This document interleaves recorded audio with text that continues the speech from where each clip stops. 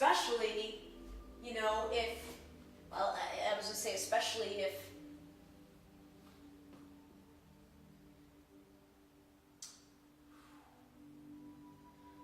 I'm still, okay, so I've got the work sessions.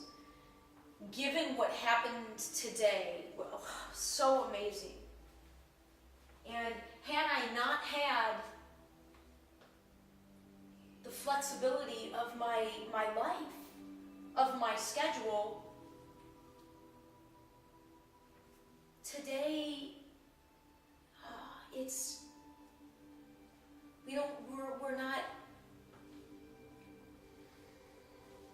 we're not giving enough space and room to actually be in this life, to be with the people, like really with them, not meeting up once a year at a holiday party or meeting up only on family gatherings when no one's actually really present because half the people don't really want to be there and everybody, the other half is thinking about all the crazy lists of all the things that we're trying to all conquer and take care of in our own little worlds, and it's just such, it's mass inefficiency. It's mass inefficiency. So part of my desire to share the story, I mean, that's there's so many parts. There's so many parts of it. Okay, let's start there. Parts of the story. Parts of the story. One, spiritual awakening. I mean, in any way, any marketing, anything associated with spiritual awakening, anybody feeling that something is shifting in the world, that is my highest target market. That's the most obvious target market.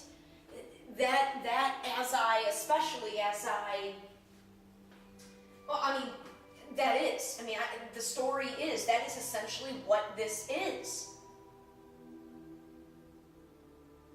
I was seeking my whole life and I found it. And I found it at a time where I happened to have given myself a lot of space and time to process. And even though it took me 3 months into the visit, into this, in my head I gave myself a year. I gave myself a year and it began, in my head I didn't start it till July. But it really should have started when I went to Japan in June of 2010. Either way, June, July of 2010.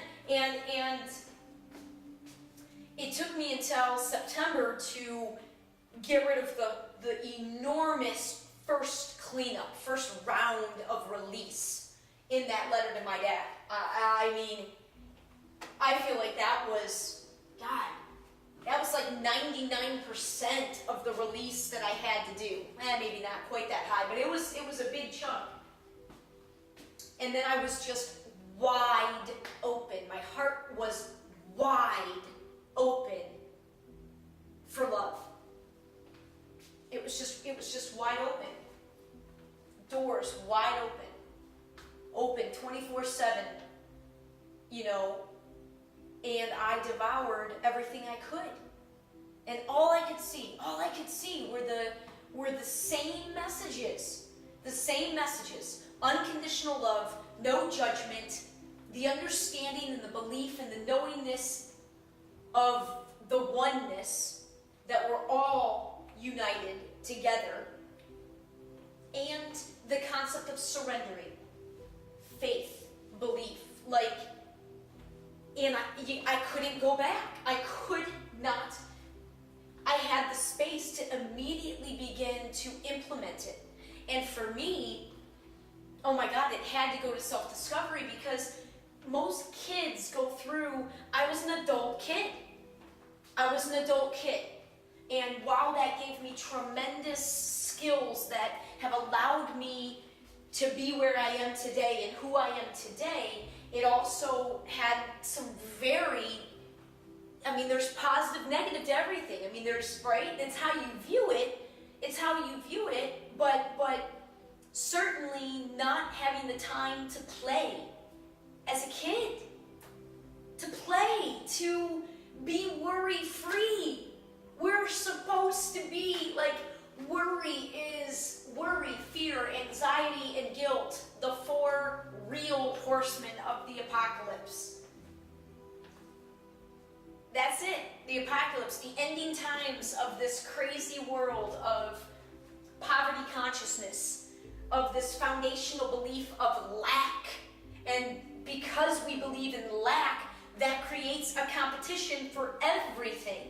And then with that, I mean, if you believe in a lack and you're all competing, you're constantly going to have fear that you're going to be the bigger loser, whatever that means.